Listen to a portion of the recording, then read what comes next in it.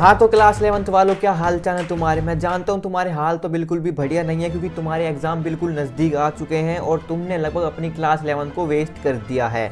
तो चिंता मत करो भाई, तुम अकेले नहीं हो क्लास 11th को वेस्ट करने वाले। लगभग 90% स्टूडेंट ऐसे होते हैं हर साल जो अपनी क्लास 11th में पढ़ाई नहीं करते, टोटली वेस्ट कर देते हैं। तो अब तुम सोच रहे हो भैया फिर क्या करना है, पढ़ाई नहीं करनी। नहीं, तुम्हें पढ़ाई तो करनी है, लेकिन वो जो पढ़ाई करने का तरीका है वो तुम्हें आज मैं बताने वाला हूँ। चाहे तुम्हारा 20% सिलेबस हुआ है, चाहे 40% सिलेबस हुआ है, या फिर एटलीस्ट 90% तुमने सिलेबस कवर कर लिया है, लेकिन तुमने इस मूवमेंट पर उस टेक्निक से या फिर उस स्ट्रैटेजी से फॉलो नहीं किया जो बाकी अदर स्टूडेंट करते हैं अपनी क्लास 11th वेस्ट करने के बाद, तो यार तुम है ना अपनी क्लास 12th में पूरी साल सफ़र करने वाले हो। तो तुमने अगर इस वीडियो पर क्लिक करा है तो मैं तुमसे यही रिक्वेस्ट करूंगा कि इस वीडियो को एंड तक देखे बिना मत जाना, क्योंकि इस वीडियो के बाद अगर तुमने जो बातें इसमें बताई गई हैं उसको इम्प्लीमेंट कर लिया तो तुम अपनी क्लास 11th में अच्छे मार्क्स से पास होगे, और मैं तुम्हें गारंटी देता हूँ तुम अपनी क्लास 12th की जर्नी में भी कोई भी प्रॉब्लम फेस नहीं करो क्लास 11th की वजह से। तो चलिए बिना देरी के वीडियो को स्टार्ट करते हैं, लेट्स बिगिन। तो सबसे पहले तो तुम्हें डिसाइड करना है कि तुम्हें क्लास 11th में सिर्फ पास होना है, फिर अच्छे मार्क्स लाने हैं। डेफिनेटली भाई तुम चाहोगे कि अच्छे मार्क्स आ जाएं, तो अब ध्यान से सुनना मैं क्या बताने जा रहा हूँ। सबसे पहले तो देखो अपने तुम्हारे सिलेबस क्या होंगे, फिजिक्स, केमिस्ट्री, मैथ और बायोलॉजी, पीसीएम और पीसीबी, ये दो ही ऑप्शन तुम्हारे पास होंगे। अगर तुम तीसरे कैटेगरी में हो जिसके पास पीसीएमबी चारों सब्जेक्ट हैं, तो तुम्हारे लिए भी बताता हूँ। देखो सबसे पहले क्या करो, इन सभी सब्जेक्ट के है ना तुम्हें है ना हाईएस्ट वेटेज वाले चैप्टर सेलेक्ट कर लेने हैं। देखो मैं ना तुम्हें एक स्टार्टिंग जल्दी से फटाफट दिखा देता हूँ कौन कौन से चैप्टर्स की वेटेज ज़्यादा है, कौन कौन से चैप्टर की वेटेज कम है। तो सबसे पहले हम फिजिक्स की बात करते हैं। तो फिजिक्स में आपको स्क्रीन पर आ रही होगी, टोटल 10 यूनिट्स हैं, तो ये वेटेज आप देख सकते हो, स्क्रीनशॉट ले लेना है इसका। उसके बाद हम केमिस्ट्री की बात करें तो टोटल 9 यूनिट्स हैं, और इसमें सबसे ज़्यादा वेटेज भाई लास्ट के चैप्टर्स रख रहे हैं ऑर्गेनिक के। ऑर्गेनिक केमिस्ट्री है जो हाइड्रोकार्बन वाली और जीओसी वाली, वो ज़्यादा वेटेज रख रही है, तो ये कुछ वेटेज है। उसके बाद हम बायोलॉजी की बात करें तो ये आपके सामने स्क्रीन पर आ रही है। तो बायोलॉजी की ये वेटेज है, इसमें टोटल 5 यूनिट्स हैं, और इनकी यूनिट्स के अंदर भाई चैप्टर्स हैं, तो ये वेटेज काफ़ी ज़्यादा रख रही हैं यूनिट्स, तो इनको अच्छे से पहले प्रेफर करना है, मतलब पहले इनको प्रायोरिटी देना। उसके बाद हम मैथमेटिक्स की बात करें तो मैथमेटिक्स की आपको स्क्रीन पर दिख रही होगी, ये आपकी टोटल वेटेज रहने वाली है चैप्टर्स की। तो इस तरह से आपको ना पहले जल्दी से इनका स्क्रीनशॉट ले लेना है। उसके बाद अब आपको क्या करना है, सबसे पहले जो मैंने आपको बताता हूँ फिजिक्स के लिए सिंपली क्या करना है, पहले वो चैप्टर्स करने हैं जो तुम है ना काफ़ी बार कर चुके हो। जो वो कुछ कौन से चैप्टर होंगे, वो स्टार्टिंग वाले चैप्टर्स होंगे तुम्हारे। स्टार्टिंग वाले चैप्टर्स कौन से काइनेमेटिक्स हो गया, डायमेंशन फॉर्मूला वाला हो गया, वो ना जाने तुम कितनी बार हाफ ईयरली भी कर चुके हो, यूनिट टेस्ट में भी कर चुके हो, तो जल्दी से है ना उनको है रिवाइज कर लेना, क्योंकि वो तुम्हें ना अच्छे से माइंड में सेट हो जाएंगे, और तो अगर उनसे क्वेश्चन आता है तो तुम जल्दी से पहले उन क्वेश्चन को अटैम्प्ट कर पाओगे। और इनकी जो वेटेज है वो तुम्हें काफ़ी यूज़ करेगी क्लास 12th में, क्योंकि भाई क्लास 12th में भी डायमेंशन फॉर्मूला हर का आता है, और काइनेमेटिक्स तो बेसिक मैथमेटिक्स है, वो क्लास 12 की फिजिक्स में भी तुम्हें काफ़ी यूज़ करने वाला है। तो जल्दी से पहले ना इनकी यूनिट अच्छे से कवर कर लेना। और कवर कैसे करनी है, अगर तुमने पहले ही पढ़ रखा है तो तुम्हें ना अच्छे से जो अपने शॉर्ट नोट्स है उनके थ्रू कवर कर लेना जल्दी से फटाफट। अगर तुमने बिल्कुल भी नहीं पढ़ रखा है तो वन शॉट वीडियो देखनी है तुम्हें 1 से 1.5 घंटे की, बस ज़्यादा 6 घंटे की मत देखना, 1 से 1.5 घंटे की बस वो वन शॉट वीडियो देखनी है, उससे तुम्हें कवर कर लेना है। इसी तरीके से तुम्हें बाकी के चैप्टर्स हैं उनको भी कवर कर लेना है। अगर तुम्हारे पास शॉर्ट नोट्स हैं तो तुम्हें वीडियो लेक्चर नहीं देखने बड़े बड़े, अगर तुम्हारे पास शॉर्ट नोट्स हैं, तुमने शॉर्ट नोट्स बनाए हुए हैं, तो उन शॉर्ट नोट्स से ही तुम्हें वो कवर करने हैं लेक्चर्स। उसके बाद हम मूव करते हैं अपनी केमिस्ट्री पे। तो केमिस्ट्री में तुम्हें क्या करना है, केमिस्ट्री में टोटल भाई 9 चैप्टर्स हैं तुम्हारे, ये काफ़ी कम सिलेबस है केमिस्ट्री का। अगर तुम केमिस्ट्री में अगर तुम्हारा एग्जाम 10-15 दिन बाद भी है तब भी तुम केमिस्ट्री में अच्छा स्कोर कर सकते हो। 70 आउट ऑफ मान के चलो 60 तो अप्रोक्स मान के चलो तुम कर सकते हो, लेकिन तुम्हें 100% अपना देना पड़ेगा। देखो सबसे पहले जो स्टार्टिंग के चैप्टर्स बता रखे मैंने उनकी वेटेज देख लेना, और ऑर्गेनिक को तो बिल्कुल मिस मत करना। बेशक से कोई 1-2 चैप्टर तुम मिस कर सकते हो, लेकिन ऑर्गेनिक के कोई भी चैप्टर तुम्हें मिस नहीं करनी। 2 ही चैप्टर हैं ऑर्गेनिक के, जीओसी वाला और आपका हाइड्रोकार्बन वाला, तो उन 2 चैप्टर को तुम्हें अच्छे से कंप्लीट करना है, क्योंकि इन 2 चैप्टर के बेस पर ही तुम क्लास 12 की ऑर्गेनिक केमिस्ट्री जो नेक्स्ट वॉल्यूम है उनको अच्छे से कवर कर पाओगे। देखो अभी हमारा मकसद ये नहीं है कि हमें ना सिर्फ एग्जाम में पास हो जाएं, हमारा मकसद ये है कि अगर हम इस तरह से पास हो कि हम क्लास 12th में जाने के बाद हमें प्रॉब्लम फेस ना हो, हम अच्छे से कवर कर लें। इसलिए मैं तुम्हें ये तरीका बता रहा हूँ। देखो पास होने के लिए सिंपल है, मैंने तुम्हें इंपॉर्टेंट क्वेश्चन बता रखे हैं, तुम डायरेक्टली वो इंपॉर्टेंट क्वेश्चन देख लो, वहीं से तुम पास हो जाओगे। लेकिन हमारा वो मोटिव नहीं है। अगर तुम्हारा वही मोटिव है तो तुम जाके भाई इस वीडियो को स्किप करके वो वीडियो देख सकते हो जो मैंने इंपॉर्टेंट क्वेश्चन बताए, मैंने प्लेलिस्ट बना रखी है।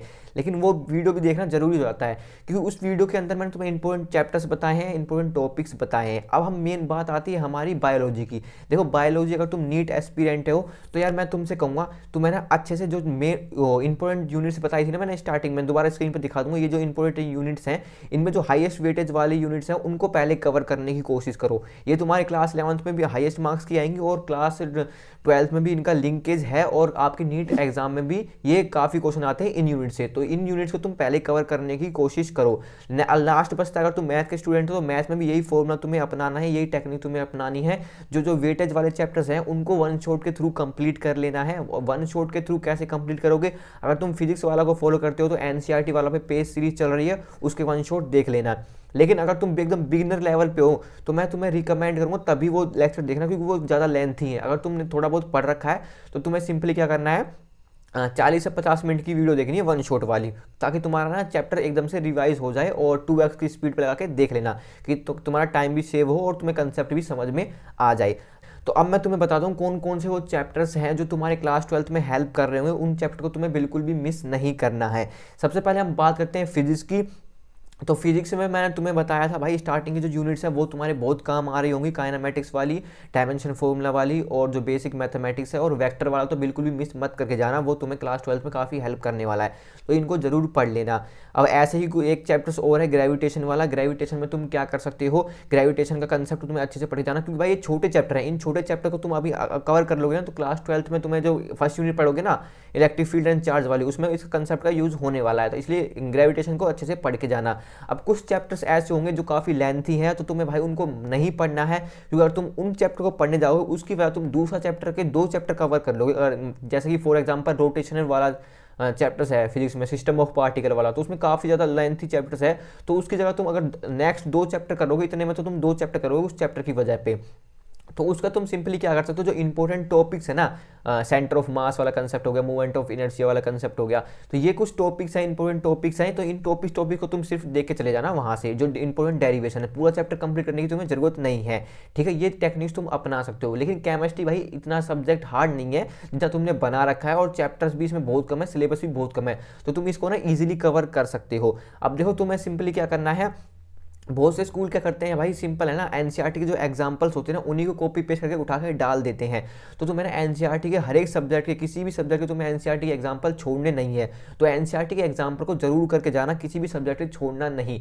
अब बात करते हैं मैथ के लिए। अब मैथ में तुमको भैया प्रैक्टिस चाहिए होती है। अब मान लो वन शॉट के थ्रू देख ले, हमने क्वेश्चन प्रैक्टिस नहीं करे तो हम कैसे क्वेश्चन अटैम्प्ट करेंगे। तो भाई तुम्हारी बात एकदम सही है, तो तुम्हें सिंपली क्या करना है, हर एक एक्सरसाइज में से, पूरी एक्सरसाइज के क्वेश्चन सोल्व करने की जरूरत नहीं है, तुम्हें हर एक एक्सरसाइज के मैक्स टू मैक्स 5 से 6 क्वेश्चन सोल्व करने हैं, बस 5 से 6 क्वेश्चन सोल्व करना हर एक एक्सरसाइज के। या फिर तुम्हें लगता है जिस चैप्टर की ज़्यादा वेटेज है उसमें तुम ज़्यादा क्वेश्चन प्रैक्टिस कर सकते हो, और जिस चैप्टर की कम वेटेज है उसमें तुम्हें कम क्वेश्चन प्रैक्टिस करने हैं। अब यूँ नहीं कि हर एक एक्सरसाइज का हर एक क्वेश्चन तुम प्रैक्टिस करो, हर एक क्वेश्चन सोल्व करो, नहीं, तुम्हें सिर्फ है ना कुछ गिने चुने क्वेश्चन सोल्व करने हैं, ताकि तुम्हें उन गिने चुने क्वेश्चन से ही तुम्हारा बाकी का पूरा चैप्टर कवर हो जाए। इस तरीके से तुम्हें क्वेश्चन सेलेक्ट करने हैं। तो अब मैं तुम्हें बताता हूँ इंपॉर्टेंट क्वेश्चन और इंपॉर्टेंट टॉपिक्स के लिए। अब देखो बहुत से स्टूडेंट को कन्फ्यूजन होती है कि भैया हमें इंपॉर्टेंट क्वेश्चन तो नहीं पता, ना ही इंपॉर्टेंट डेरिवेशन पता है। तो यार मैंने तुम्हारे लिए ना कंप्लीट प्लेलिस्ट बना दिया, अपडेट कर दी क्लास 11 के लिए प्लेलिस्ट। तुम सिंपली क्या कर सकते हो, उस प्लेलिस्ट में जाकर इंपॉर्टेंट टॉपिक्स देख सकते हो। अगर तुम फर्स्ट टाइम चैनल पर आए हो तो भाई उस टॉपिक्स को जरूर देख लेना, उसमें मैंने तुम्हें कंप्लीट बता रखे, फिजिक्स के भी इंपॉर्टेंट डेरिवेशन भी बताई है, इंपॉर्टेंट क्वेश्चन बताए हैं चैप्टर वाइज, ठीक है। अगर तुम्हारे पास बहुत ही कम समय है, बहुत ही कम समय, मान लो कि तुम्हारा एग्जाम 4-5 दिन बाद है, तुम्हारे पास ये वीडियो पहुंची, तुम्हारे पास 4-5 दिन बाद वीडियो पहुंच रही है और तुम्हारा एग्जाम 4-5 दिन बाद है, तो यार तुम क्या कर सकते हो, तुम सिंपली वो क्वेश्चन कर लेना, क्योंकि इतना तुम्हारे पास टाइम नहीं होगा तुम पूरा कवर कर पाओ। लेकिन अगर तुम एक ऐसे स्टूडेंट हो जिसके एग्जाम में, अभी तुम वीडियो देख रहे हो जिसके एग्जाम में 15 से 20 दिन है, तो तुम्हें सिंपली क्या करना है, ये जो मैंने प्लेलिस्ट बना रखी है इसमें है ना आपको ना कुछ ऐसी वीडियो बने मिलेंगी जिसके मैंने, जैसे chemistry the and physics the and, math the and, इसके नाम से जो थंबनेल दिखेंगे ना तुम्हें इनको जरूर देखना है। इनके अंदर मैंने तुम्हें ना वो चैप्टर्स बताए हैं जो तुम्हारे कंपटीशन एग्जाम में क्लास 11 के जो चैप्टर्स हैं वो कंपटीशन एग्जाम में बहुत ज़्यादा पूछे जाते हैं उनमें से क्वेश्चन, और वो क्लास 12 में तुम्हारी काफ़ी हेल्प कर सकते हैं। क्योंकि अगर तुमने क्लास 11 में उनका बेस अच्छे से क्लियर कर लिया तुम्हें क्लास 12 में बिल्कुल भी प्रॉब्लम नहीं आएगी। तो इन वीडियोज़ को जरूर देख लेना, क्योंकि कंटेंट इस चैनल में तुम्हें बहुत मिलेगा क्लास 11 के लिए। अगर तुमने इस चैनल को सब्सक्राइब कर लिया ना तुम भाई निश्चिंत हो जाओ, तुम्हारी क्लास 11 तो अच्छे से जाने वाली है और क्लास 12 में तुम्हें बिल्कुल भी प्रॉब्लम नहीं आएगी, ये मैं गारंटी से कह रहा हूँ। लेकिन शिद्दत की बात यह है कि इस वीडियो को बताने के बाद अगर तुम फॉलो कर लोगे तो तुम्हें कोई भी प्रॉब्लम नहीं आएगी। और नेक्स्ट वीडियो पर मूव मत करना, क्योंकि बहुत से स्टूडेंट क्या करते हैं ओवर थिंकिंग करते रहते हैं, कुछ इंप्लीमेंट नहीं करते, स्टार्ट कुछ करते नहीं है, सोचते रहते हैं कि भैया अभी तक हमने कुछ पढ़ा नहीं है, अब मैं स्टार्ट करूँगा तो क्या हो भी पाएगा, नहीं हो पाएगा, मैं फेल हो जाऊंगा, ये हो जाऊंगा, वो हो जाऊंगा, अटरम सटरम की बात भाई सोचते रहते हैं। जब तक तुम भाई सोचते रहोगे तो कुछ नहीं होगा, जब तक तुम स्टार्ट करने नहीं बैठोगे। तो see you in the next video, तब तक के लिए गुड बाय।